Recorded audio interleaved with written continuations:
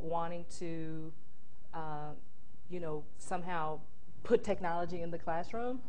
My motivation actually came from a problem that I had. So the problem that I had was that I had a small class that was full of students that didn't say anything. And of course, I mean, many of you, I see you shaking your heads and everything, but this was like a huge problem for me, particularly in math, because I'm a pretty good talker.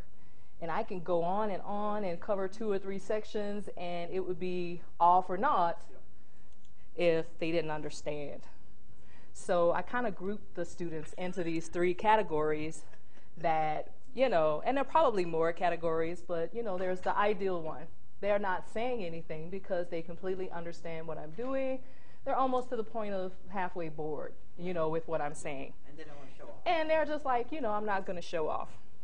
So there's this other student, and that's the one I want to reach, right? Yeah. He's this person that really doesn't have a clue, and he's just remaining silent because, hey, I don't have a clue, and I don't want to put myself out there.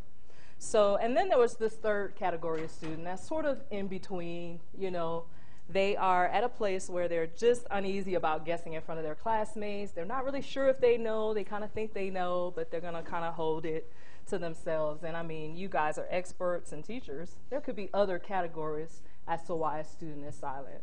But for me, it was just really, really overwhelming because, for each of the 3 categories that I defined, I would approach them completely differently if I knew which category the students were in. For instance, the first one, I would just move on. They have it, they're done. The second one that didn't have a clue, I would, continue. I would give more examples. I would, so where I move forward from that point would be completely different. And it was just really frustrating for me. So you can see my problem, each one of the students, figuring out which category they fit in terms of being silent or why they were being silent, it would get a different response from me. So I was there like not knowing how to proceed, pretty much.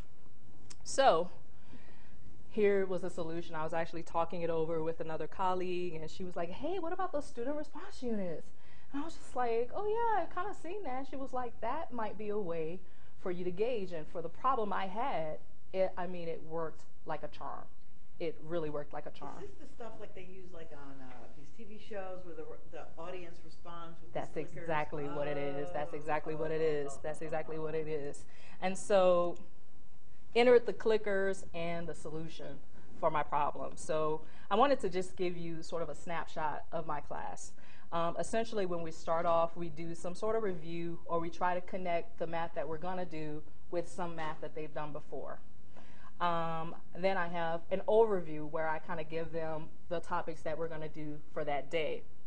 And then the next one, I know it's grammatically incorrect, but I didn't want to put I do for fear of Microsoft suing me or something with using the word I. But I call it me do, and that's where I do my lectures, my examples, and then I have sort of a you do, where the students then have an opportunity to do an individual or group activity. So what I'm going to focus on is the me do part, because that's the part I think where the clickers really had the most benefit in my class. Now, what would normally happen is I would be so sort of frustrated and not knowing which category the students were in, I started giving quizzes every day. That was my, approach to, I'm going to find out where you are, and, I'm going to know what to do about it. But, I mean, inevitably what happened was I just ended up with a bunch of quizzes that I had to grade and then issue the students' grades based on that, and it was just kind of like, I wish there was a way that I could assess them without necessarily tying it to a grade. But, I mean, if you spend the time grading those quizzes, you kind of want it to count, for something, because you're putting a lot of time into making them and then grading them. So what I did was I started putting assessment into my me do part, into my lectures and examples. So what I would do is I would first present the concepts, definitions, ideas behind what we were doing. Then I would do some examples and demonstrations where I would then say, okay, here's how we would do it, blah, blah, blah, blah. and then I would end up with some sort of assessment. This is the you do part that I was now infusing into my lectures and examples.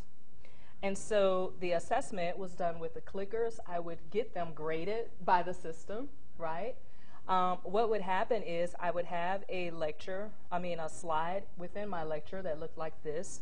There have been some, let me just kind of take a side note, there have been some who have stated that creating the slides are quite a bit of work. And what I found is that with the textbook that we use and the publisher that we use, there are PDFs of all the tests that they have. Most textbooks, if there is some sort of testing software with it, there's probably a hard copy of it, and if there's a hard copy of it, there's probably a PDF of it. And basically all I did, this question is a sample question from one of those tests from a PDF file. So literally all I had to do was cut and paste that question here. And then within the Turning Point software, I was using a clicker that interfaces with that. I could then select what kind of slide I wanted.